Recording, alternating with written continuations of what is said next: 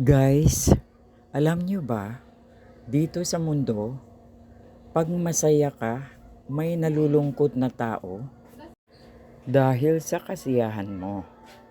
Pag nalaman nila, hay naku, gagawin nila lahat para maging malungkot ka din at pareho na kayo.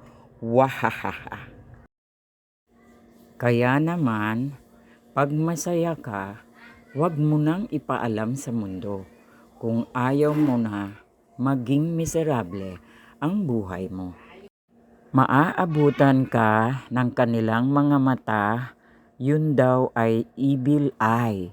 Ibig sabihin lang yan, maitim na kalooban, maitim na budhi na mumuhi sa mga taong masaya kasi naman sila ay sawi.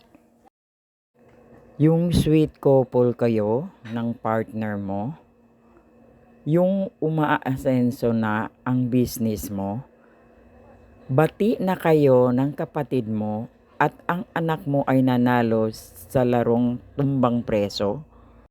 Yung pag nakita ka, ang ganda-ganda mo, daig mo pa isang modelo na bagong panalo sa Famous Award ang beauty mo. Wahahaha. Alam mo naman ang evil eye, malaking mata, kahit malayo ka pa, naaabutan ka ng paningin nila. So, watch out ka na lang kaibigan. Sana naman, huwag ka lang makikipag eye to eye contact sa kanila. Feeling nila kasi pinapainggit mo sila, kaya naman galit na galit sila sa iyo. Evil eye, 'di ba?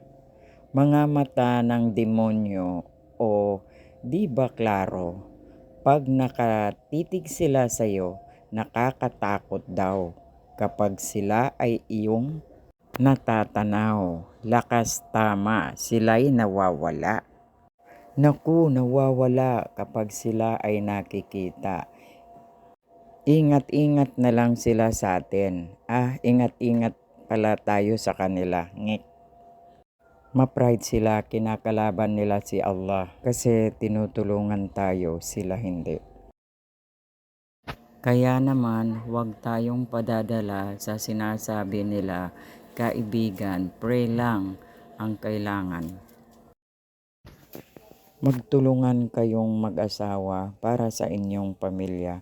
Protektahan ang isa't isa, mga anak ay kayamanan yan na dapat ingatan.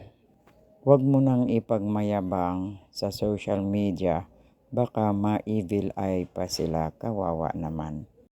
Lumaban ka ng padasal, gumawa ka ng pausog, protektahan sila bago pa man, na una-unahan. Kaibigan, walang budhi ang kalaban, evil eye yan, espiritu na ang katawan, tao.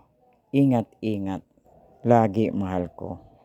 Alalahanin mo, di mananalo ang masama laban sa mabuti, kaya maging mabait lagi, pero lumalaban sa tagisan.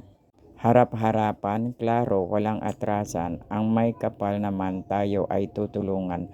Basta maging mabuting tao ka lang, ang iba ay huwag mong husgahan. Konsensya lang ang labanan, totoong tao laban sa multo, wahaha.